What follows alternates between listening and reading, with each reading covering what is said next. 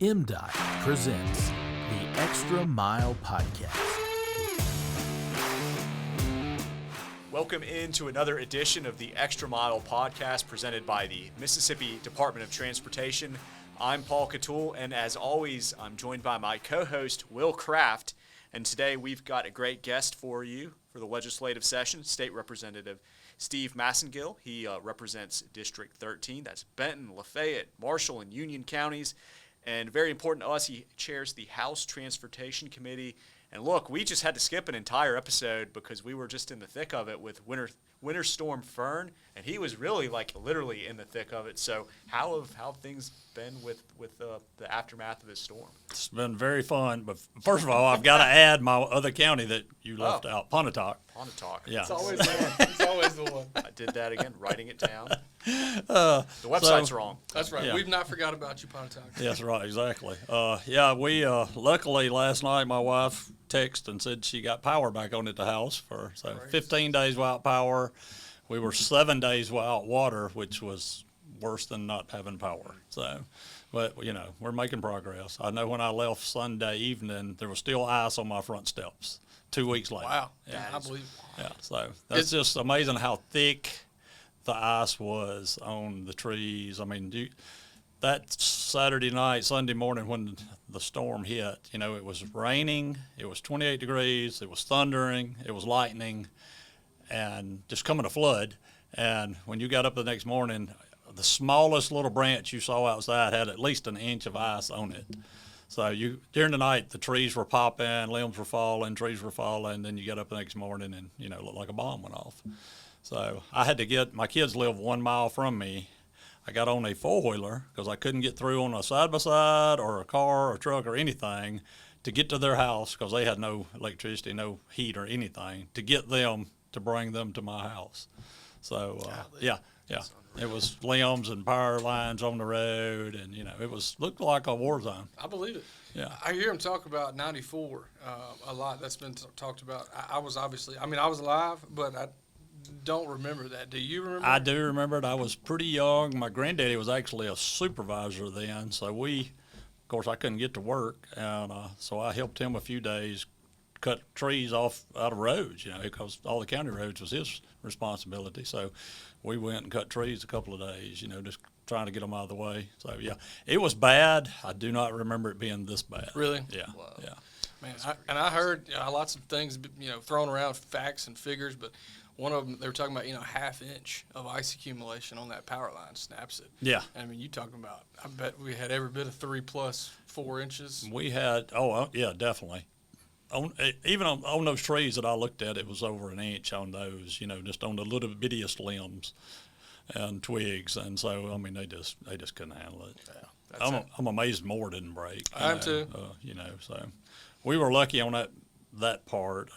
It could have been a lot worse, I guess. Being without power 15 days is bad, but, Sure. You survive. We played dominoes and we played cards and put puzzles together and all that fun stuff at night. So wasn't nothing else to do. That's absolutely wild. I'm just amazed there's still ice down after that much time. 2 weeks, yeah. It was pretty shocking, really, that there's still ice after that. And a couple of those days it got in the 50s, Yeah, Now, that sure. first week was brutal. It was, a couple of nights it was 0 and wind chill. So nothing went anywhere those days. So. When all the conversations were going on as it was leading up to it and it was about to happen, did you expect it to be? I remembered 94 and I was hopeful, but that Saturday when we got sleet and all that, we probably had an inch of sleet, now half inch to inch of sleet, and we went sledding. Sure. We were sledding, and you talking about you could go. You could go on a sled that day, but during the day when we were doing that, it started raining. It was still below freezing. It was raining on us, and I was like, oh, this is not going to be good. We got back to the house probably about 4 that evening, and my power line, I could see it accumulating on the power lines, and I knew then it could, it probably was going to be really bad. We lost power about 12:30 that night. So, yeah, then you heard the trees and the popping and breaking and falling, and it's a very eerie sound to hear while you're laying in bed at night. You can't hear anything other than that. And there ain't nothing you can do. Nothing. You'd be glad they're none close to your house. Yep. Yeah. Well, personally, that was a large fear for me. I do have a couple of pine trees that they should have been gone a long time ago, but I hadn't got to them. You know, money's tight. We having babies, but you know, I definitely was a little concerned about that. Thankfully, it did not dip. The freeze did not quite dip into the Jackson Metro like we thought. Yeah. For sure. Hey, I got one more. So you're under Lafayette County falls underneath you. So It does. Obviously, Ole Miss. Have you heard the latest? I know they're back in school. Maybe They're back in yesterday. school. I know the mayor is doing a fabulous job. They're, cleaning up, and I know they have spent a ton of money already cleaning up down there. I mean, it was, all of my counties were hit hard. I mean, you get a little more, just more notice, I guess, because Oxford is in Lafayette County and Ole Miss. So it was get a little more attention just because of the people in the school and all that. So all of that area, all of Benton, Marshall, Tippa, Union, Lafayette, all of them were hammered. And so it's not good anywhere up there. So Sure. Yeah, certainly feel for everyone up there. That's nothing fun to go through. no, I it's can't not. imagine. We ran chainsaws all day Saturday and Sunday afternoon. Just cutting limbs out of people's yards and stuff. So. Well, and I mean, even us thinking about MDOT forces, I would have never, I think ice is coming. Okay, we're going to do our brine and pre-treat and plow and, do everything we can. But, I mean, we went through hundreds of blades. I mean, it was so bad, we were ruining plow blades and things. And, I mean, I'm sure that's not uncommon necessarily, but, just some of the depth and thickness of the ice that impacted some of these areas.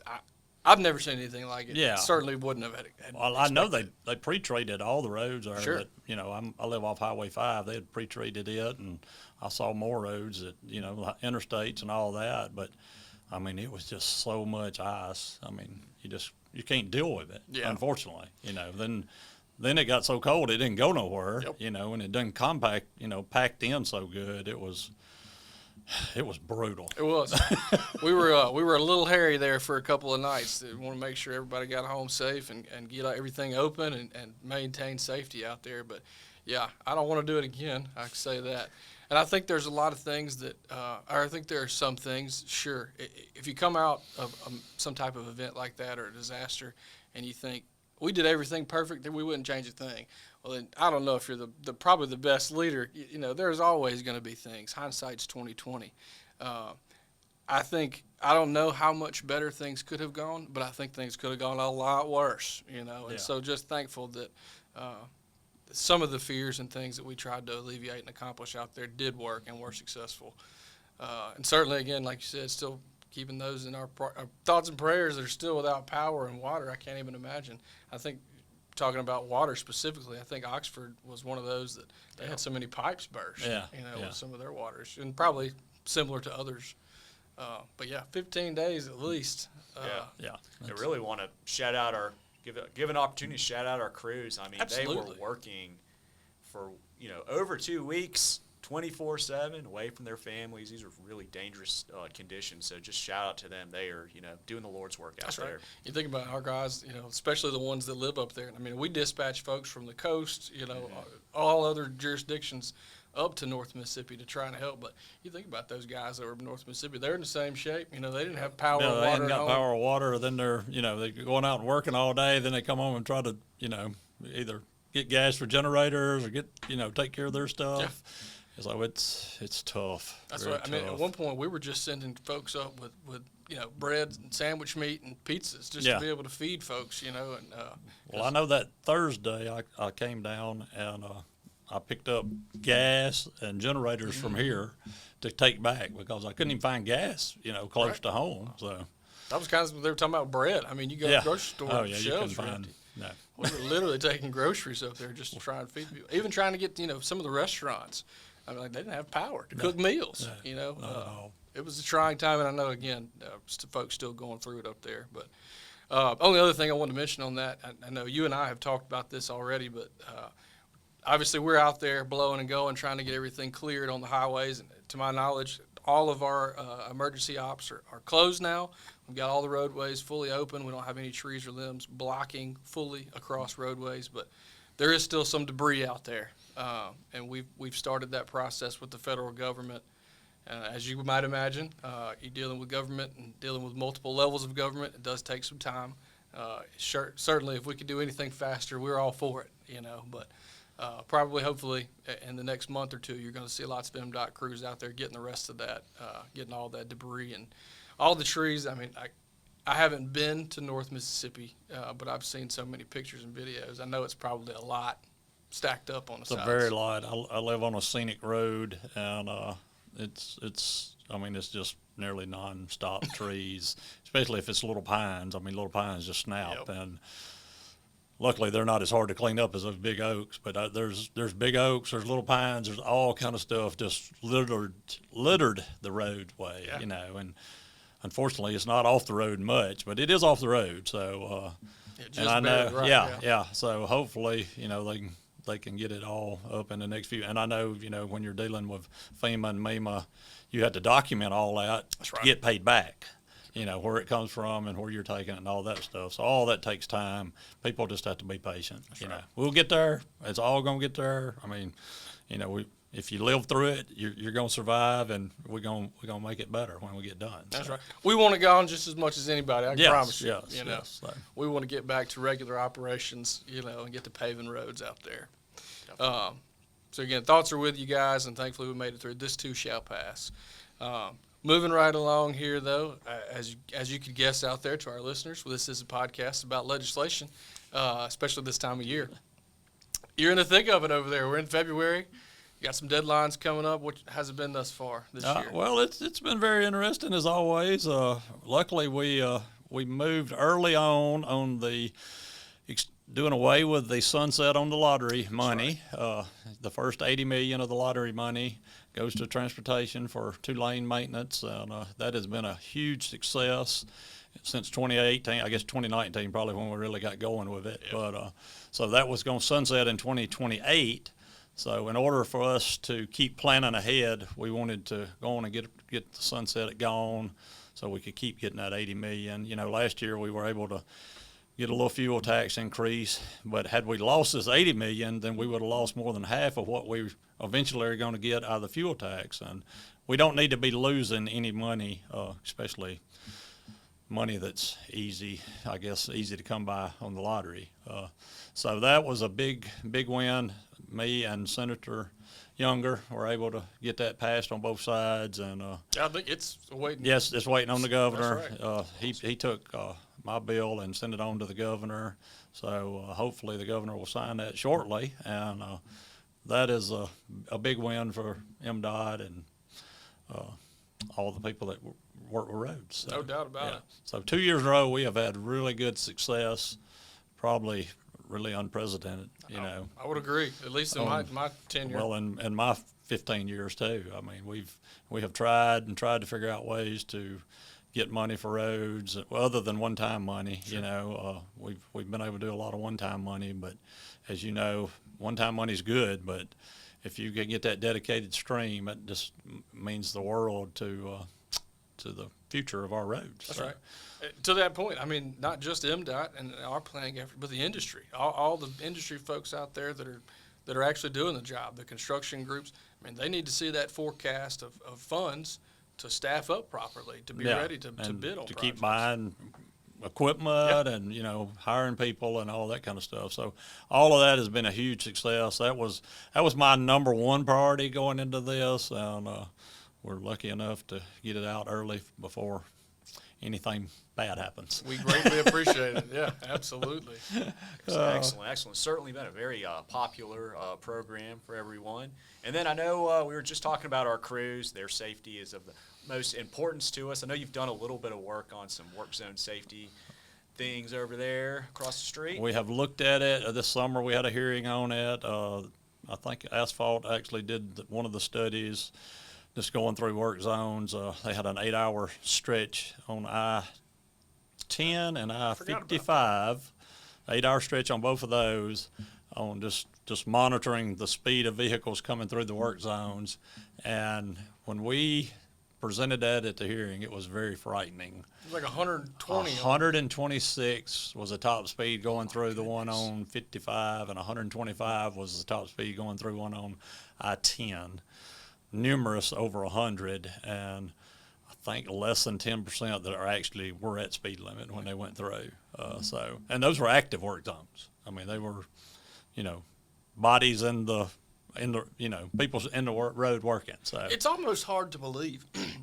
I mean, I guess it's something we talk about so often, but go pull up. I mean, general folks in the public, please don't pull up and stand on the job site. But, there's liabilities involved there. But, I mean, if you've never stopped and had an opportunity to be around a work zone, it's kind of like being when they opened Talladega, all the cars take off by you. You're right there. I mean, it's like being on the fence. It's exactly like being at Talladega. If you've ever been to Talladega and been close to the fence, it's a lot like that at times. You have a flat or something, you have to get off the interstate, and it's frightening when trucks are rolling by you at 70. Let alone imagine something, not any trucks would be running that speed, but any kind of vehicle coming by you at 120 would be it'd be a blur pretty much, So, sure. But we have worked on that. We're going to continue to try. I've talked to the Department of Public Safety on trying to get more troopers in active work zones. We haven't got we had a bill, we just couldn't never really get to the point to where we were comfortable with it, but we are going to continue to work on that. And I have talked to the new colonel over there, Tad, and he's promised me we're going to do better in the work zones with the troopers. Okay. And we'll see where we go. Yeah. No, we appreciate it very much so. And again, I want to make sure that the folks listening know, I mean, this is something you and I, and you've been asking for information on for several years now, that you wanted to help us with getting these work zones safer. We have the Fallen Worker Memorial Ceremony every year out here, and thankfully we have not had to add any names to it, but we have absolutely had some very near misses. Well, I know last week, I guess it was, they sent me pictures from maybe Tishomingo County where there was a MDOT truck that got run over by a big truck. Yeah. So some of that was during the ice and I guess it was actually before that. So it's been 3 weeks ago, I guess. But yeah, that was actually before that. But, we did have some folks. So I have no doubt there was some. I'm no doubt there was some during that. I'm sure that was maybe not speeding, but ice and all that. Sure. But yeah, well, we're going to continue to work on that, hopefully. Thank you, Chairman. And hey, listen, the public, you can help us out. It's awesome. We're trying to get some legislation going, but please put the cell phone down. Just slow down, really. I mean, it is this is their office out there, so slow down for them. It is. We need to do one of those ESPN commercials where like Larry Fitzgerald was sitting at the ESPN office or catching a ball in the office, somehow to translate that. It is. I mean, think about some of these work zones too, like I-20. I mean, it's you're almost going 20 or 30 miles an hour. We always have accidents out there. Sure. We can do a lot, and we can put up 100 blue lights, but if you're not paying attention when you're coming through there, it's not a whole lot we can do to help. But, not at all. And again, appreciate all your hard work on work zone safety, and we're with you moving forward on that. Last one we kind of really have here is capacity projects. Obviously been a huge topic of conversation for MDOT forever, but especially with you guys and the funding stuff been going on. I think there were some conversations about a one-time funding again for this year. Have you heard anything? Yeah, there's been some talk about. I know the next two projects I believe on the list are I-55 in DeSoto and in Madison. So and then you got I think some of 25 and Rankin. I think is part of that. Right. Yep. So those are definitely if there's capacity money that we have, or if we can find it some other way, those would be the next projects we would be looking at. So I know we've got 7 going, and what is it, 30 or 15? Highway 15 at Ripley is going well. I see a lot of progress there. 7 just getting going, but you can see progress already. So those are those have been great capacity project money. So hopefully we can come up with some more if we don't spend that all somewhere else. That's right. No, and I understand. And so you mentioned this before, just talking about the cost incurred through the storm to some of the counties. I mean, the FEMA process and the match that might be required going through. There's a lot of money in state government, but it's not. It's some of it's kind of like when I get paid. It's not actually my money. It's already owed to somebody else. Yeah. It's just going through. Exactly. You do run out of dollars at some point. At some point you do. So you got to try to spend it wisely and put it to the best places we can use it. But we will have to have some money for the cleanup in North Mississippi. Oh, yeah. I mean, No doubt about Can't that. predict a 30-plus year storm. No, that's you that's can't. absolutely wild, for sure. not at all. I do think, last thing we'll say about the storm, and then Brad mentioned this in the press conference, Hurricane Katrina totally changed how we as a state responded to disasters of that magnitude. I mean, I think it'll be the same. Fern will be the sort of catalyst that changes totally how we respond. I mean, we've staffed up and equipment up and supplied up as much as possible, but I think you'll even see a doubling of those efforts moving forward. Yeah, good deal. But again, and Paul, anything else from you? No, unless Chairman, if you have anything else for your constituents, the viewers, listeners out Well, there. we're working hard for trying to come up with more money for the storm recovery and just working on that. So hopefully we'll get that. But I do want to give a shout out right here, if that's okay, guys. Absolutely, please. I have a special guest with me here, and she's from Germany. Noelle sitting over here watching. They're gonna flash to you, I think, Noelle, just so they can see you. Noelle has been with me 3 different times, so she has become part of our family. So now she's lived through an ice storm with us, so she's really part of the family. Well, that may have not been part of the curriculum, but that was not part of her plan, but she adapted very well, thank goodness. So glad to have her with me. That's right. And look, shout out. We were talking about it before the show, the different areas around the world that she's visited, been to a lot. But Mississippi, the only place that she's been 3 times now. So that's right. Yeah. Shout out. We love it here too, and apparently so does everybody else. She does love it here, which I'm proud she does. That's right. Love it. Absolutely. There's just something about the SIP for sure. Chairman Massengill, thank you so much for everything you do for MDOT, for all your constituents during this tough time and year-round. Appreciate you coming on the show. Thank y'all. Sir, all right, we'll wrap things up there. Thank you to our listeners, our viewers, for tuning into the Extra Mile podcast. You can watch and listen to episodes by visiting gomdot.com/the extra mile. Follow us on social media at Mississippi DOT is the handle. We want to thank our editor, producer, Drew Hall, for holding things down behind the scenes. And remember to drive smart out there on Mississippi highways.